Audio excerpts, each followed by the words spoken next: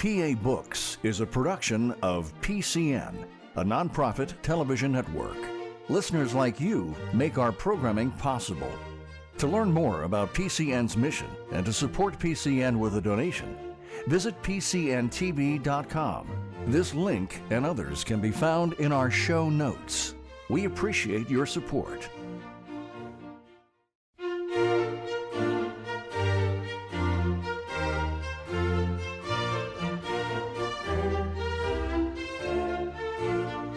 This week on PA Books, Neil King, author of American Ramble.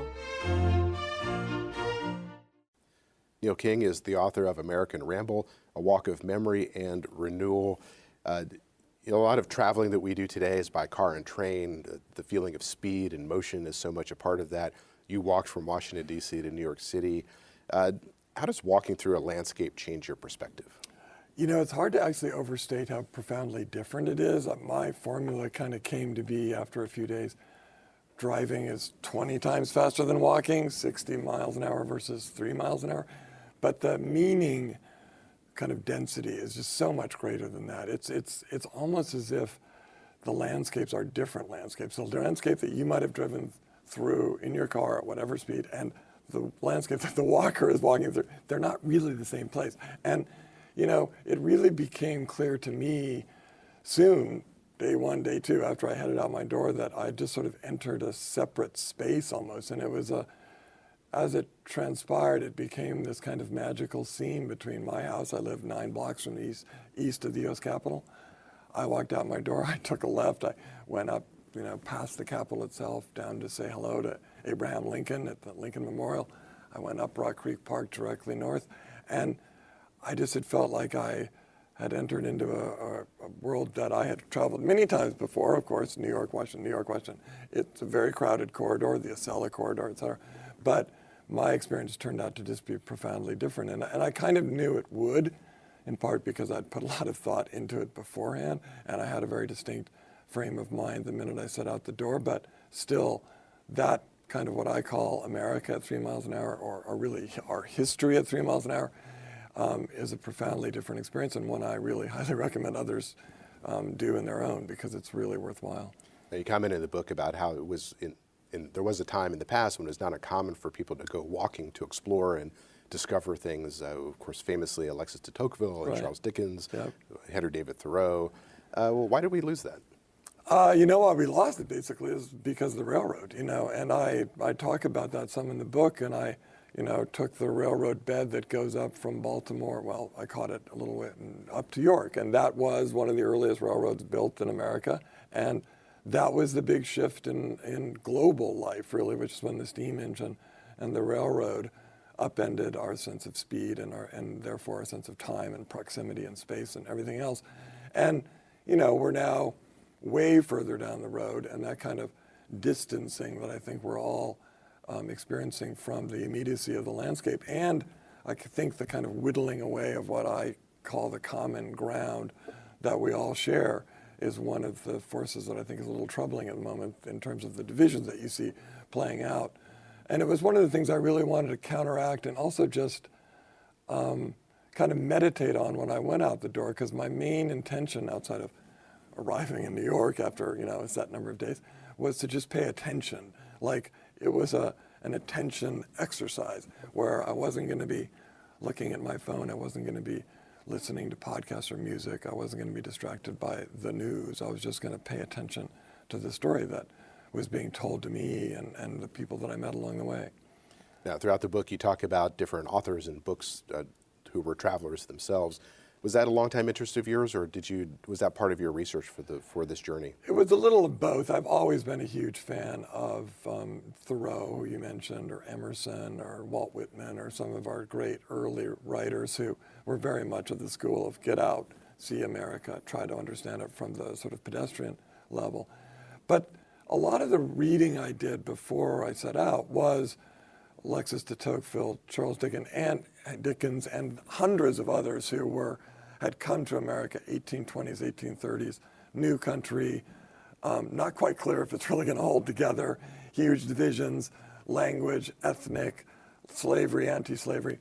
And they came and they traveled the country in a slow way. They took the trains, they took carriages, and they were here to say, all right, let's look at things step by step, very particular things, and try to come to some judgment about the future of this strange place. And it was through that lens that I kind of walked out my door. I'd read a lot of those accounts, and I said, what if I just go out my own door with a similar state of mind and just look at the country kind of in the way they did, in that very deliberate fashion.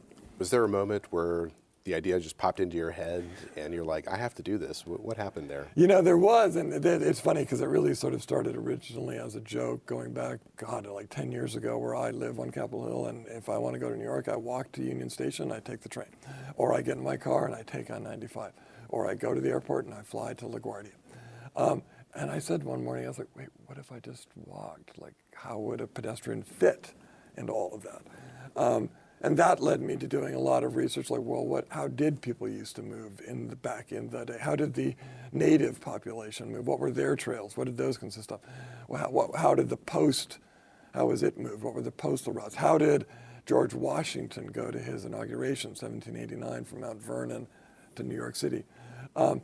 And so then, of course, once I got more and more fascinated about what I started to call the founding, that this was a founding swath of the country where so much of our history had played out, every layer of it, really.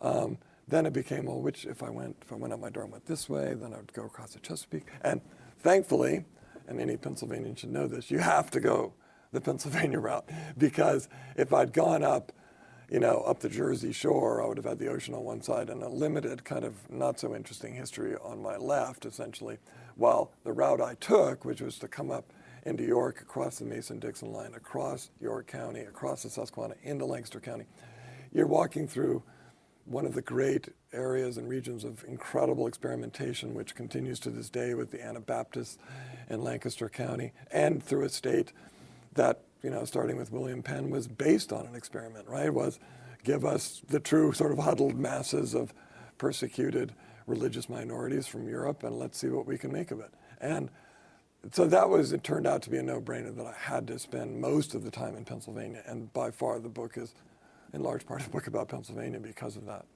How did your experience with cancer provide context for this journey?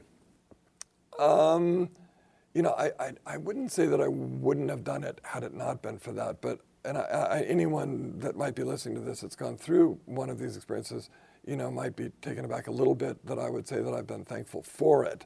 But it was a stretch where my numbers weren't great, and it really altered my sense of time and of opportunity and urgency. And by the time I had come out the other end and was faring well and kind of given the bill of clean health by my doctor, I said, okay, I'm going to do this now.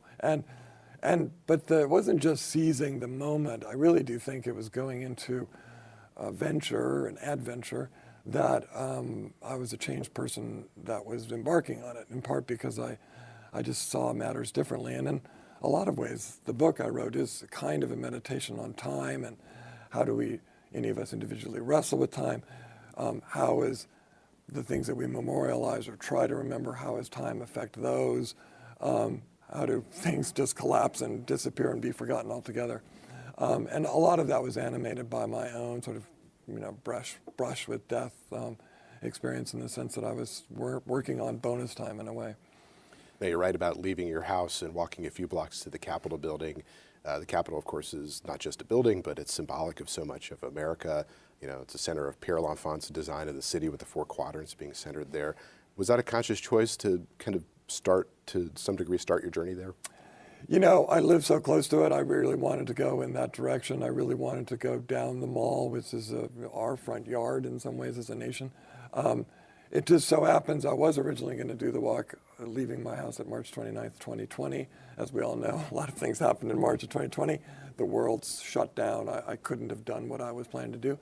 I bumped it all a year.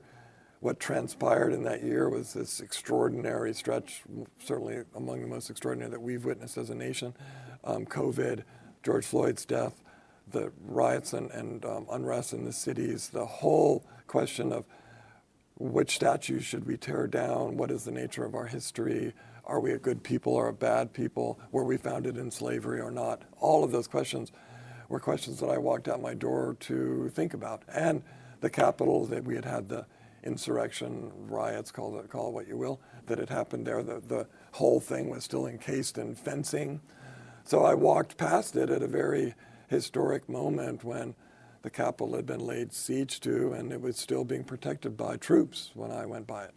And so that was a given that I had to go in that direction. And there were things I just wanted to think about immediately, which was, Abraham Lincoln and the construction of the Lincoln Memorial, and when things were put where they were, which 1922, that memorial was put there, which was also a very fraught moment in American history when it comes to early civil rights and race riots and all kinds of things. So it was, that was a given that I had to go that way. And I feel blessed that I happen to live in a place of that degree of centrality and significance, which gave a kind of perfect bookend to my walk. I start there, I end in New York.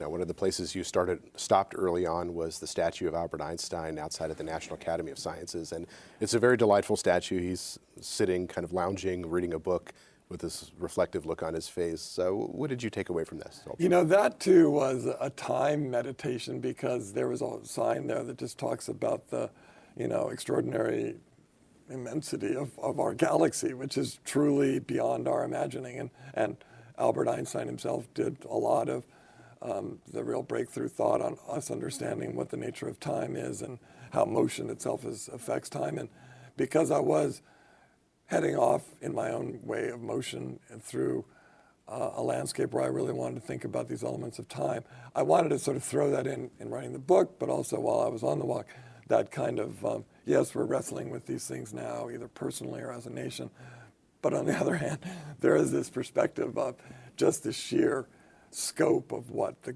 galaxy and the universe is made up of, and it's just a worthwhile thing to keep in mind. So it was a kind of setting the stage in a way, and he was such a brilliant person to have come here in the first place. After you left that area, you would walk up through Rock Creek Park, which is a very large urban park. What is that experience to go from being in a city to being in this very wooded area? I had the great fortune, and just as a fluke of the way that Washington is laid out, that you can walk it all the way out up this creek, which everybody's familiar with sort of glancingly, but I'd never gone up to the lengths of it, the end of it really. And the first night I spent in this house that was once owned by Harold Ickes, who was the Interior Secretary for Franklin Roosevelt, and it was in its day called Headwater Farms. It was the headwaters of Rock Creek. And it was just a great way to walk out of an urban center, but through a very natural setting, and it gave me a lot of opportunities to think about the nature of rivers and water. And as you know, having read the book, rivers play a big role in the book as these sort of permanent features of the landscape that are worthy of a lot of respect. What is the experience like? You started in a city, and then obviously when you walk out into Maryland, you're going into the suburbs, and eventually you end up in a rural area, and that kind of repeats itself as you go from town to town, and other cities like Philadelphia. What is that experience like as you go through those transitions? I really wanted to really observe that kind of thing as closely as possible and try to give some accounting of it. And, you're walking through the layers of a city like Washington, and you're walking out of the well-off, higher real estate areas into the kind of what I was calling like the service areas, and you could see a lot of the vehicles of the people that tend to those houses or build them. And then you go further out until you get into the kind of moneyed horse farm people. And I was very much anticipating, like, okay, when am I going to encounter my first barn, historic barn? When am I going to come to the first really intact hamlet? When am I going to be walking on a true country road? And you just sort of see how these transitions happen. And I felt very much that way leaving York and coming into Lancaster and leaving Lancaster. And all of that was just another thing that was just really fascinating to see sort of how our towns and cities evolved and how they give way finally to the countryside. Outside of Randallstown, Maryland, you met a man named Ted. Who was he? So by the second day even, I realized that when you walk over a length of time, you sort of share something in common with like biblical figures, and that the whole concept of the parable really started to hit me, that when you meet individual people along roads, they can be quite emblematic and fascinating of certain features, right? And they have one-off meaning. And Ted, black man, he was out at the end of his drive getting his trash. I come along, he says hello to me. he asked me what I'm doing. I'm this person with a backpack on, not exactly something you're going to see all the time. I tell him what I'm doing, where I've come from, and he immediately launches into a sermon, basically. And I called it the parable of the tuning fork, because he said, let me tell you what you're doing. You're on this walk, the nation's out of joint, it's out of tune. You're trying to tune yourself, you're trying to find a kind of harmony within yourself. And in doing that, you're going to help the nation get back to where it needs to be. And I was laughing, like, seriously, you're really putting that kind of weight on me?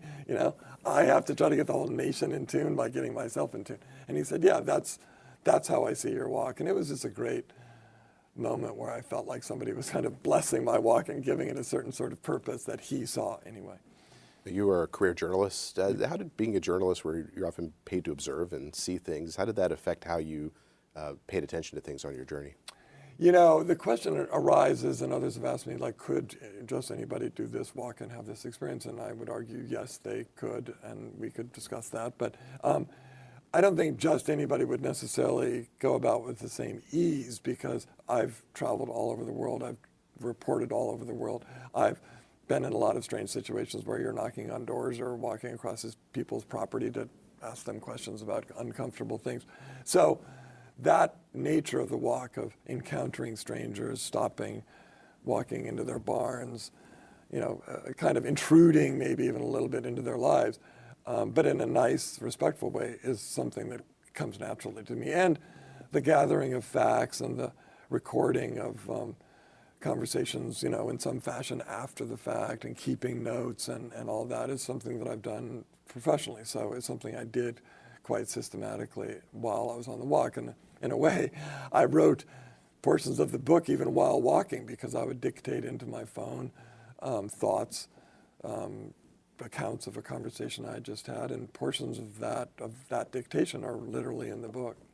Did you make a decision to write the book before you went off, or was it kind of on the fence as you went through the journey? I didn't think of the walk to say, I could do this walk and then I could write a book about it. But by the time I walked out the door, I was planning to do a book. I'd already spent a lot of time researching the in-between, and I knew that there was a great story to be told, and I knew that the kind of contrarian, like, what? And believe me, a lot of people had that, you're going to do what? And up to like a week or so before I did it, it would be my mother-in-law or even my wife or others were, a lot of people were kind of, my mom, like, you're going to walk to New York? Isn't that dangerous? Why would you do it? It's not that much fun. It's not beautiful. And I was like, no, there's a world out there, and it is going to be amazing. And but yeah, by the time I left, I had the firm desire and the intention to do a book. Now, the Mason-Dixon line is one of the most famous boundaries that we have in the United States, border between Maryland and Pennsylvania. When you walked up to it, was it evident that was the line, or were there any markers, any indication? So where I encountered it was, I think it was called Stelz Road. I came up and it basically hit the Maryland-Pennsylvania line, and then the road was the line. And it was and I don't even think I planned that per se, that's just where I arrived. So I then walked down that road for a while, and there was a church there, a cemetery that was on both sides of the divide, which was interesting in its own right. And then I came to a curve in the road, and I just stopped and I looked down this lane. At that point, it just became a gravel sort of dirt lane that went down to this farmhouse. And that there was the Mason-Dixon line, that lane. And so I then kind of in a roundabout way went down, and that farmhouse had been abandoned. It might even now have been sold or something. Nobody was living there, but it was very well maintained. And I just spent some time looking at the incredible construction of the barn, of the house itself, of the other outbuildings, and pondered how, the Mason-Dixon line went right in front of the house. The house had a porch looking south over that line. It was built, as I found out later, by talking to some people in the 1830s at a time when a lot of Germans had come into that part of Maryland and Pennsylvania. I found out later the guy's name who built it, a guy named Krebs. He and his wife, you could tell by the ambition of the place that they had high expectations for their life. And it was just such a fascinating thing to just spend time there and think that during that span of time, they were looking across that theoretical but still very meaningful line between freedom and slavery. And as we know, it was a messy so-called freedom even north of that line for a long time, and a troubled one, but still that was a very important line. And it was a great part of the walk to be able to ponder the significance of that line in American life, and then to see a tangible structure that had been built by somebody that lived right on it. Now, you would walk into York, Pennsylvania, and meet Jim McClure, who's been on this program before. Did you reach out to people in advance and say, hey, I'm going to be traveling on the route. Would you have time to meet with me? And what were you seeking to do?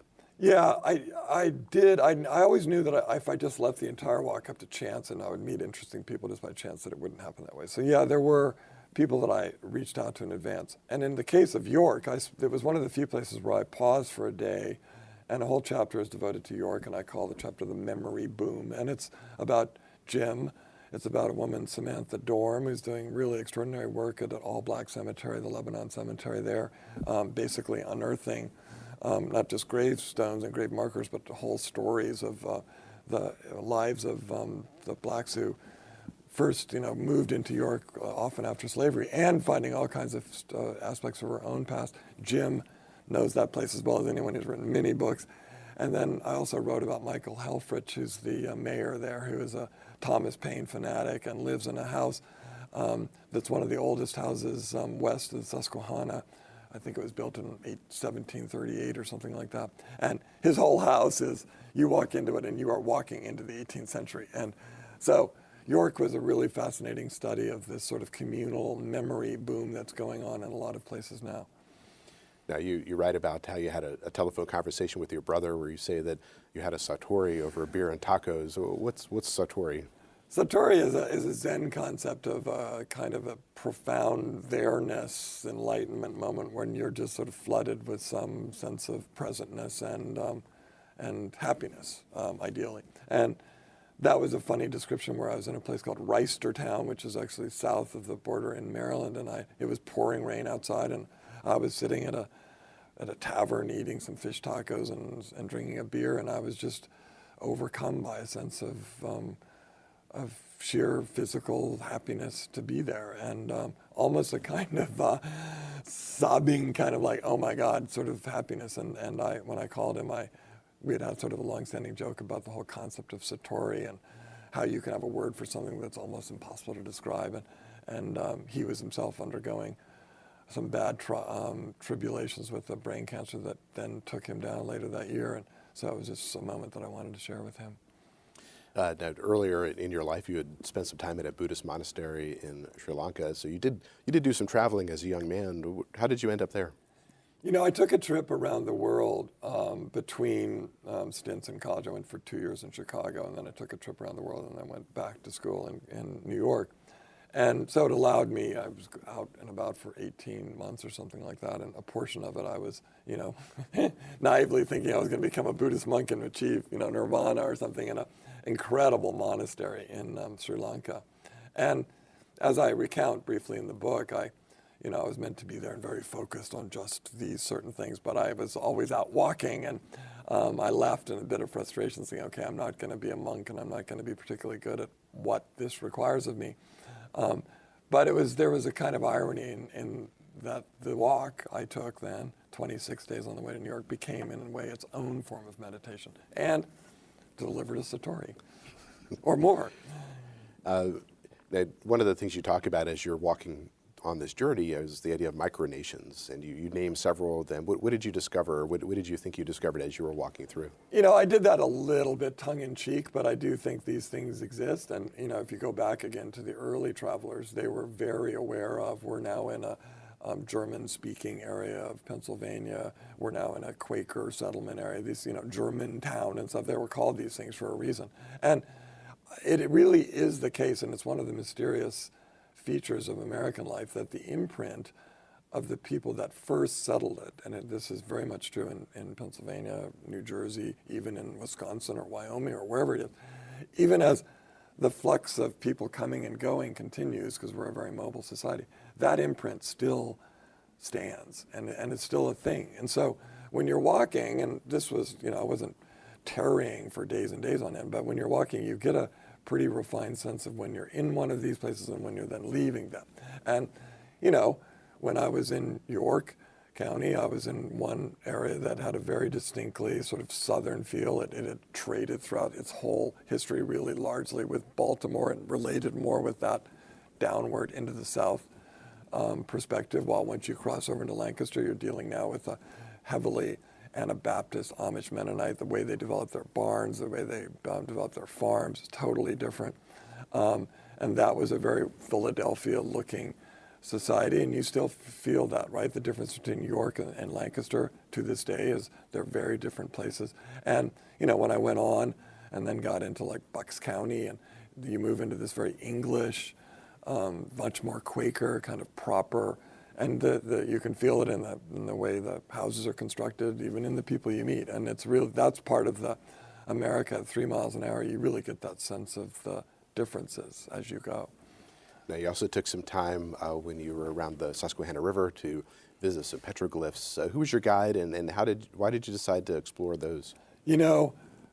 That was a magical day because it was the Easter afternoon, and Paul Nevin, who is a person, again, who is a memory keeper, I kind of call these people. He had devoted a good portion of his life to paying attention to these petroglyphs, which were carved into two of these rocks, big and little Indian rock, south of the dam there. And they're really quite amazing. I would recommend anybody who lives in Pennsylvania to go there. They're the most extensive rock art that exists basically this side of the Mississippi. And, if you look at the indigenous presence in all over the eastern seaboard, there's very little of any of it left. There are the midden piles of oyster shells in various places on Cape Cod and things like that. But when it comes to enduring art, this is one of the very few examples of that. And we went out by boat and stood on those rocks and saw the various thunderbirds and all these various figures that they had designed for cosmological and other reasons. And Paul Nevin was a great guide. He explained the significance. He's been going out there for decades. And, when I went on then into Lancaster and told people and showed them photos, they were like, oh my God, that's right there, and I haven't been there, And they might have been aware of them, but I didn't encounter anybody who had gone out. Unless you get a kayak or a canoe, you can go out, be respectful, see them. And it was just these pockets of things that people were aware of that were things of great significance to me and to us collectively that people often don't go out of their way to actually go examine. We'll be back in a moment with the PA Books Podcast. Enjoying this podcast? Please support PCN with a donation at pcntv.com. This link and others can be found in our show notes. We appreciate your support. Now, you write about throughout your journey, some friends would visit you and maybe walk part of the portion with you or have lunch with you. What was that like? And this is very much a solitary one-man journey, but at the same time, you have your friends and others who are kind of joining you. What did that mean to you as you were on the journey? It was great because they brought a fresh perspective, and nobody walked with me for more than a morning or an afternoon. In a few cases, I said to really good friends, I said, good, meet me, but I want you to meet me. I want you to be a solid expert on that subject that we're going to spend the day on. And this great friend of mine, Woody Woodhull, came up, and he had just spent the last weeks and weeks just devouring everything about Henry Chapman Mercer. And I was on my way to Doylestown, Mercer's museum there, Mercer's tile works there. Anyone in that area is going to be well familiar. Probably most Pennsylvanians are familiar with Mercer's museum. And, Woody arrived along the road, and he became my guide to Henry Mercer. And, that whole story of what Mercer's about and what he's emblematic of is a great story, and I devote an entire chapter really to his view of who were the real founders. They weren't necessarily the people who wrote the Constitution or the Declaration of Independence. He argues they were the people that cut down the forests and built the canals and built the railways, and I really liked that view that Henry Mercer represented. How did you navigate? Did you mention your cell phone? Did you bring a paper map? What was your method? I had a little of both. I laugh that we call these things phones. I think in 5 or 10 years, maybe we'll drop that because they're almost never phones. They are everything else, and they are great mapping devices. And, in a couple of cases, my batteries wore out. I lost that as a navigational tool. And in one great moment, just on the same day I'd crossed the Mason-Dixon line, I met this amazing man, Ken Keeney, who's an auctioneer in that part of York County. And we had a great conversation in his barn about a whole bunch of different things. That was really one of those fantastic moments. It was snowing a little bit outside. And I had met him, as I told him at the end, I said, you know, Ken, why we met? It was my phone battery wore out and I needed to find another human to direct me on to where I was going. And therefore we had this conversation. But yeah, I use that in large part. I did have some paper maps that I would use occasionally. But, and I had also done a lot of looking at the colonial maps to see kind of how our understanding of the land had evolved over time. And I even had some of those with me because there was really an interesting counterpoint to the hyper detail that we now have on our phones. What did you carry with you? And there are certain basic necessities that we all have, clothes and other things. How big a backpack did you carry? I went very light. I was about 17 pounds. The heaviest thing I had in my backpack was my laptop, which was probably, 3 with the charger maybe. I had a rain jacket, a couple of changes of shirts, and one pair of pants and a pair of shorts, and only one pair of shoes. And I had a very small, compact fishing pole because I did some fly fishing in a few places, entirely in Pennsylvania. And the whole idea, I didn't camp out. I didn't have a tent. I didn't have a sleeping bag. I slept in Airbnb places and people's houses and inns and hotels. I was very much about wanting to go light and not have a burden on my back.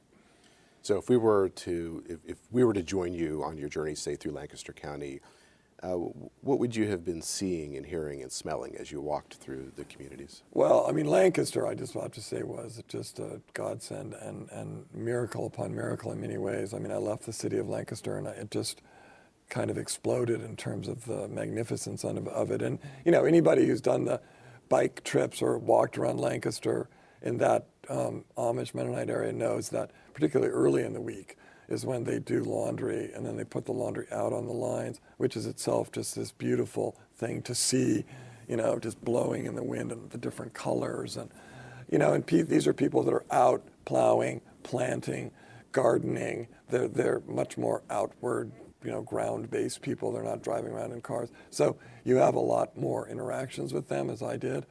And, I had some truly extraordinary things like I met a group of Mennonite school kids who were playing an incredible game of softball. I watched them. They then all came up after their lunch and gathered around me. Their teacher, asked me to tell them about what I was doing, which I did. I kind of gave a little talk on their baseball diamond, and then they invited me inside and sang 2 extraordinary hymns to me that were both hymns of the afterlife written by a local, and as you, I'm sure, know, they are very good singers. They put a lot of stock in their singing, and it was just an extraordinary moment of them giving thanks to me for being there. And I've kept in touch with them. I'm going to do a book event there in Farmersville. I went up at the end of last year. They invited me to come for a Christmas concert, and that to me has stood out. If you go out in a welcoming, receptive way and take a walk, you end up making friends, despite the fact that I was only with them for like half an hour.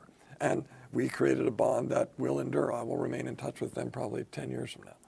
Now, the teacher or the person there you were connected with, Neil Weaver, you say that out of nowhere, Neil had handed me a new frame through which to see the entire walk. I went on thinking about this concept of nonconformity and renewal. What did he say to you? So this is one of those moments, where I really realized that we all need to learn to listen more. And, I'm in the basement of their school, and I say to him, Neil, explain to me how do I understand the Mennonites and what drives them? And he said, well, we're about non-resistance. We don't fight in wars. We don't engage in legal battles. And we're about nonconformity. And then he quoted a line from St. Paul's letter to the Romans that was basically, do not conform to the world, but transform yourself through a renewal of your mind.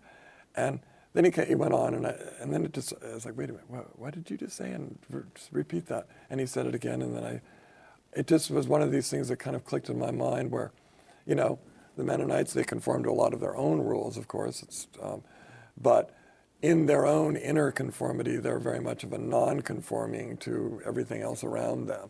And they've made certain stands that we're not going to be inundated by this or that commercial interest or this and that, sort of trendy fashion or whatever. And I found that a fascinating line just because I felt like I was engaging in and sort of experimenting with my own sort of not only nonconformity, but also this whole concept of how is it that we renew our own minds, whether personally or in our view of the country or its own stories. And I felt that he had kind of given me, as I wrote, a key to understanding one element of the walk, which was that sort of spiritual side to it.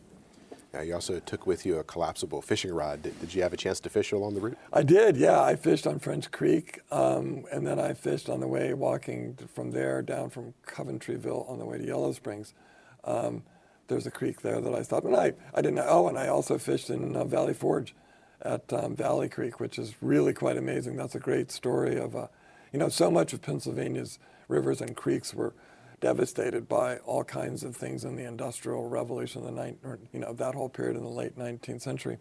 But there's been a great revival. And, the fact that Valley Creek, which is 20 miles from the Liberty Bell and right the outskirts of Philadelphia, is a truly great trout stream that the Trout Unlimited people and others have tended to there. And, Pennsylvania has some fantastic fishing, the whole length of it, including in the more populated areas.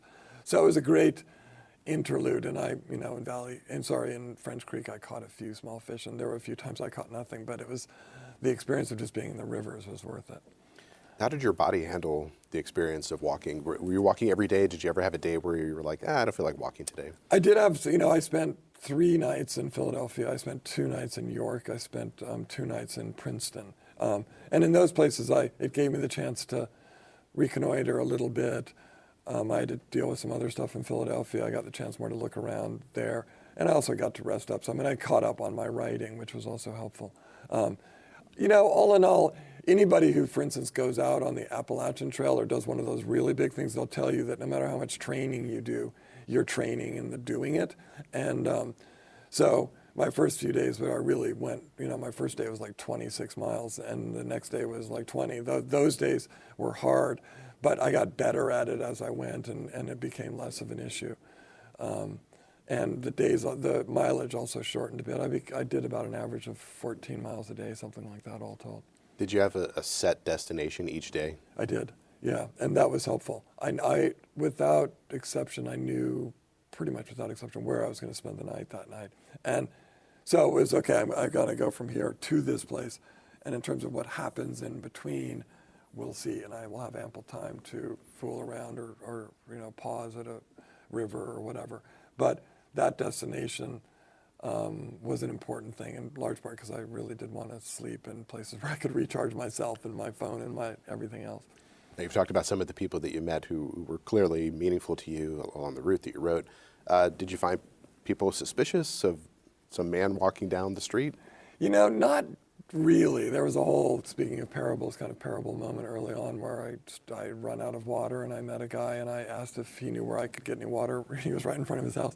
And he explained to me how I could walk several miles to a general store, and I could find water there. And that became kind of this bit of astonishment on my part that he didn't really make the connection that he could just fill my water bottle out of his hose or whatever. But, I was received, not only was I received well or without suspicion pretty much everywhere, but it made me realize that, we have a millennia-long tradition of pilgrimages, particularly in Europe, and a whole history of giving alms to the passing pilgrim and, putting him or her up for the night. And that kind of thing happened a lot, not putting me up for the night, but giving me things, or no, this coffee's on me, or let me give you this sandwich, or let me give you these beers, or whatever. That kind of gift giving, there must have been 20 times or something where that sort of thing happened, and that became a really interesting feature.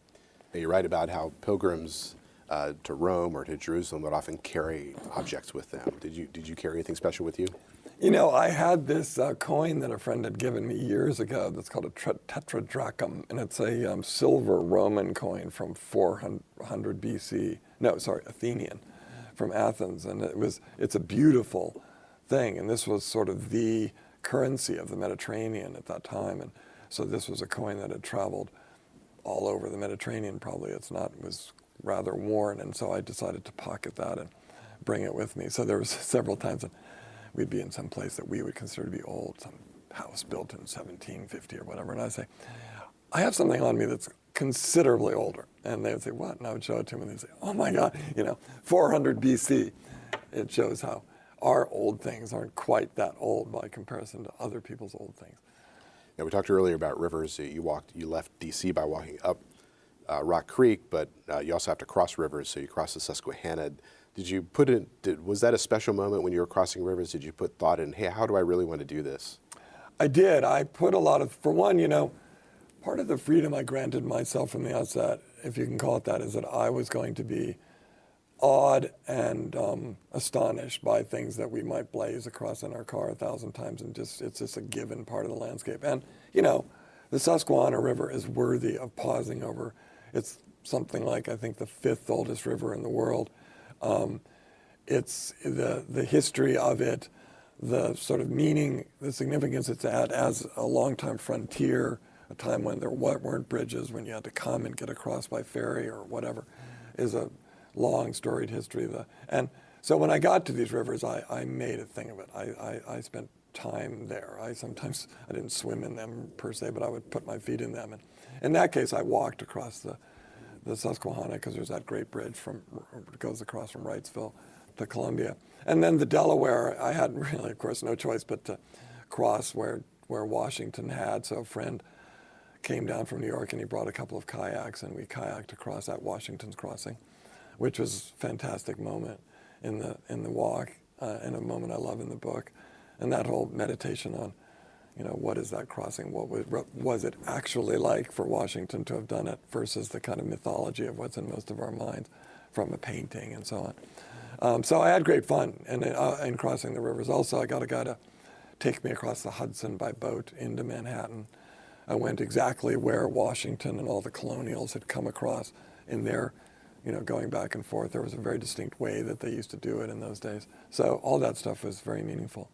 Now, at one point in the journey, you reflect on the possibility of a feeling of perpetual awe or perpetual, kind of a heightened state of awareness. But you talk about how, we're kind of geared towards bursts of enthusiasm or inspiration. What did you conclude? I love the things you've plucked out. I was fishing on a river on the way to Yellow Springs, and I stopped for a while, and I was like, okay, I'm this very deliberate human being who's deliberately doing this fly fishing thing. And yet I was just stopped for a while, and I was like, wow, this river is just so beautiful. And, you do what we do, which is to pause and feel awe over things. And then I started to think, is that the thing that distinguishes us the most? Or do deer have this feeling? Do squirrels, do other animals have this sense of wow? And then I started thinking, going back to this sort of Satori thing that we talked about before, we all seek our moments of exuberance or rapture or great heightened happiness, but what would it be like if you were constantly like that? Is that even a state that you could achieve? And would you want to be sort of constantly awestruck, or would that just become wearying and tedious, and you would need to feel dreary for a while in order to have the contrast? And I don't know the answer to that question, but I have a feeling it is the contrast that makes these magical things feel the way they do. Now, you also visited Valley Forge, one of the most famous sites of the American Revolution. What did you see there? I met there very deliberately. It was also somebody had reached out to, this great, what I might call micro-historian, Lorette Trees, who's she's written books about the history of the railroads in Pennsylvania. And she wrote a book about not the winter of 77, 78, but about our remembering and deciding to care about Valley Forge as a place. And so I met her there, not to recreate per se that ghastly winter when they had to reconstitute the Continental Army, and when Baron von Steuben came and Lafayette and all the others. It's a great story. But when we gradually over time decided to care about it, and it took essentially a century. It's fascinating that we cared about Gettysburg basically instantaneously, right? Gettysburg happened, Gettysburg Address 3 months later. We didn't actually care about Valley Forge until like 13 years after Gettysburg, in terms of like creating it as a state park and really starting to like take possession of the house that Washington had lived in while he was there. And then it became this kind of symbol of Victorian era perseverance. And, if we have faith as people or as a nation, if we just stick it out through the hardness of a winter like this, when we have no shoes and we have no food, when we will endure and we will persevere. And that aspect was really interesting to me. Now, you also talk about a hermit's cave. What did you seek out there? that there were these great little things where I just wanted to go out of my way. That was when I was leaving Philadelphia, and going up the Wissahickon, and there was a sort of spiritualist, mystic, somebody who thought the world was going to end in a few years, who had come at the very end of the 1600s and had gone up and stayed at a time in a cave up there, and he had a strange mystic order that soon disbanded, and of course the world didn't end, and he only lived to be 41 or something like that. But that story was an interesting one, because he and his band went on to create like the mystic order of the solitary in Ephrata, which is that incredible cloister that I really recommend people go see, because it's such an interesting part of the history of our country and of Pennsylvania. And there are all these parts of the bloodstream of just curious people that were particularly drawn to the Philadelphia place as like a refuge for people that had curious views on religion and things. And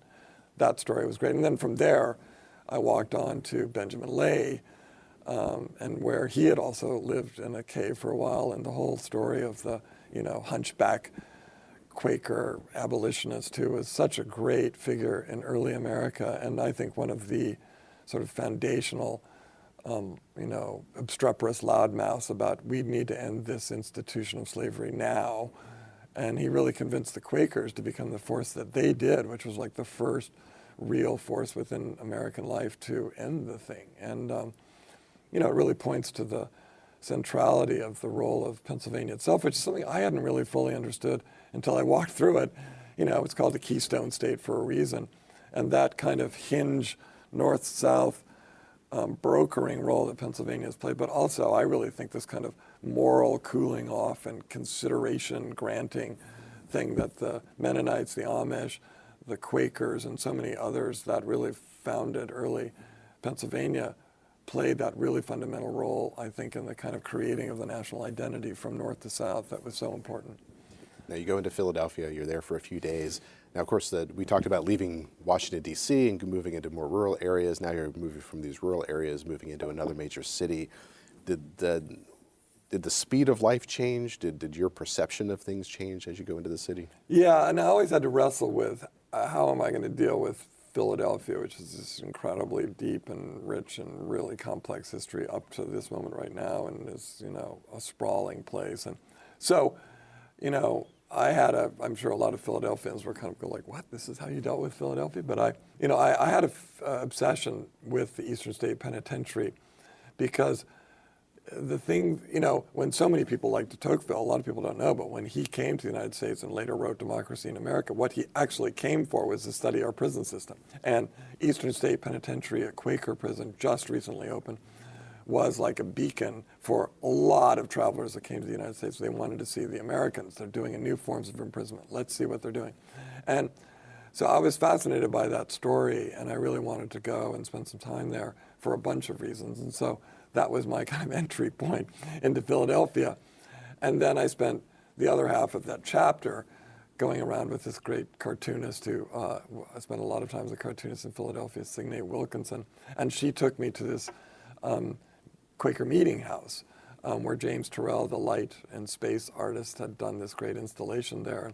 And that gave my kind of exit point of sorts, which was also this sort of looking up through a holy place at the sky and kind of thinking about elements of light and freedom. And I call that chapter The Eyes of God, because going back to Eastern State, these solitary confinement cells had these little windows in them. Still, you can go and see them now, that they called the Eye of God. That was the only thing that allowed the prisoner, and otherwise kept in solitary confinement, to look out into the world. And I just found that to be a potent symbol. And I really love the chapter about Philadelphia, but it won't be the Philadelphia that a lot of Philadelphians necessarily recognize. You cross over the Delaware River. You mentioned that there was a man you met in New Jersey who knew about you through chatter on the internet. So were people talking about this? Were you using social media while you were on the train? I was, I started a Twitter chain, which allows you to just string one after the other. And every day I would tweet a couple of photographs with some observation of what I was seeing. And it became a fairly big thing, because we have to remember that we thought in the spring of 2021 that COVID was ending and the world was opening up. And I had gone out into the world in a way that was almost premature for a lot of people. And they were like, wow, this guy's taking this walk and he's going out to see all these parts of America that I didn't know exist. Pictures of the petroglyphs and all these various things. And so people were following a lot. And there were, Morning Edition on NPR did a thing about me taking this walk. And so it kind of got out there a bit. And so I had quite a few of these people, I started to call them road fans, that would just stop. And for instance, I was going down the canal path on the Delaware, walking towards Washington's Crossing.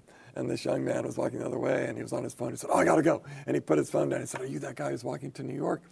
And I said, yeah. And he walked with me, and he began to narrate, as though sent by some higher force, what Washington's Crossing was actually about, because he knew the story. He had been to a lot of the reenactments. He had grown up there.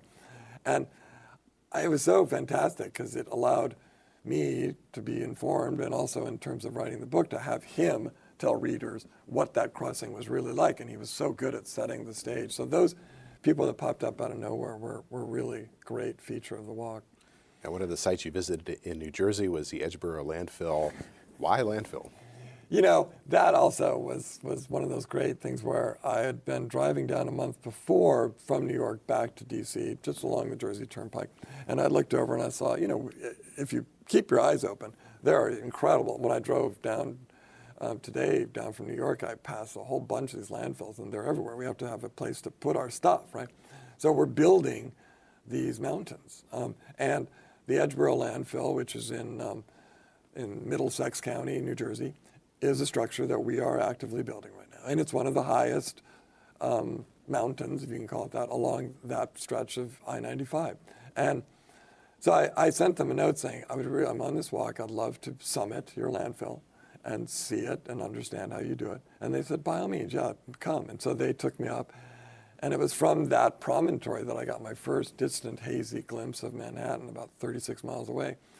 But, going up it, I was being led up by one of the site supervisors, and I said, I started talking about the mound builders, which, is a very prominent part of the Ohio River Valley. And these mounds going back 1,000 years, and they're basically like pyramids, and some of them are quite advanced structures. And he immediately said, oh yeah, I went to Ohio State. I know the Great Serpent Mound and these other mounds in the Ohio River Valley area. And we did a whole kind of compare and contrast of those mounds. They are sacred things. They're built for and then our mounds, which are strictly being built for containing our trash. And again, this being a book a lot about time, this is a measure of time. We are accumulating trash as we go. As I say in the book, I started in the past and I walked up to the present, and the present in that case is the trash being dumped at my feet. And anyway, I really loved that whole section. And I do it a little bit with a sense of humor, but also, look, folks, this is what we're doing right now. This is really literally one of our most enduring creations. This will be here thousands of years from now, and if others are digging through the fossil record long after we've gone, some Martians or whatever, they'll say, oh, we're finding some, deposits of this long ago civilization. Look what they left for us. So it's a good thing to keep in mind. You mentioned at the top of the landfill your first glimpse of New York City. And now as you're walking after that, at what point did you see it again? And were you able to see it as you were walking towards it over a long period of time? Like sometimes you can see that if you're heading towards the Rocky Mountains, you can see the many, many miles before. No, I saw it that one glimpse from the landfill, and then it kind of receded. And then I'd walked the length of Staten Island. And then that next morning, I was going to walk over the Kilvan Kull, which is the body of water that separates Staten Island from Jersey City and Manhattan, for that matter. And I was going over the Bayonne Bridge, and I was walking up it, and I just lifted my eyes. I hadn't really thought, like, oh, wait, Manhattan's going to be right there. And all of a sudden, just the island, with all of its brilliance and grandeur and beauty, was just there. And it just kind of overwhelmed me. And I call that chapter Rapture on the Bayonne Bridge, which I think is funny because I'm sure a lot of people who live in Bayonne are going to be like, seriously, you had a religious awakening on the Bayonne Bridge. But it was this I think a lot of it was my anticipation. I'd walked for 25 days at that point towards this place. And say what you will about New York, as a structure, as a human thing we have collectively created, it is a gorgeous thing on a morning like that when you see it from a distance. And no matter what travails it had gone through because of COVID and everything else, it was just like a sign of endurance and all the rest. And it really was emotionally moving to me, and I try to do it justice in the book. Did you have a specific place in New York City that was your designated endpoint? Yeah, I've always been fascinated by Frederick Law Olmsted and his great masterpiece, which is Central Park, and the fact that it was built throughout the Civil War, and some of its most amazing monuments were put there in the middle of the Civil War. And one of his great tours de force within the park itself is this area called the Ramble, which is this very contorted series of he called it like dropping the Adirondacks in the middle of Central Park. And they were building this totally orderly rectilinear city coming north, and then he built this beautiful park, and he says, you know what, in the middle of this park, I'm going to put this whole system of trails that will discombobulate walkers and feel strange and disorderly and confusing. And so my joke was, I'm taking this ramble to Olmsted's Ramble, this part of Central Park, and that was really my destination. So what did it feel like once you got there? It was glorious because it was a beautiful day. It was, the New York was shaking off the COVID thing. Central Park was packed. It was just full-blown spring. My wife had then walked down from somewhere north of there because we have a little apartment because she works at Columbia University, and she came down. I met her after the Ramble, and I had completed this pilgrimage. I had come to my destination, and I was really on quite a high sort of spiritual plane that really went on for quite a long time after that. It was, I would recommend others do something similar, and we can talk about how that might happen, but it's not just this thing I did. It is a thing for anybody to do. Well, we've been talking about the book American Ramble, A Walk of Memory and Renewal. Neil King, thank you very much. It was a great pleasure, Phil. Listeners like you make PCN programming possible. Full episodes of PA Books, as well as other PCN programs, are available to stream with the PCN Select app. To learn more about PCN's mission and to support PCN with a donation, visit pcntv.com. This link and others can be found in our show notes. We appreciate your support.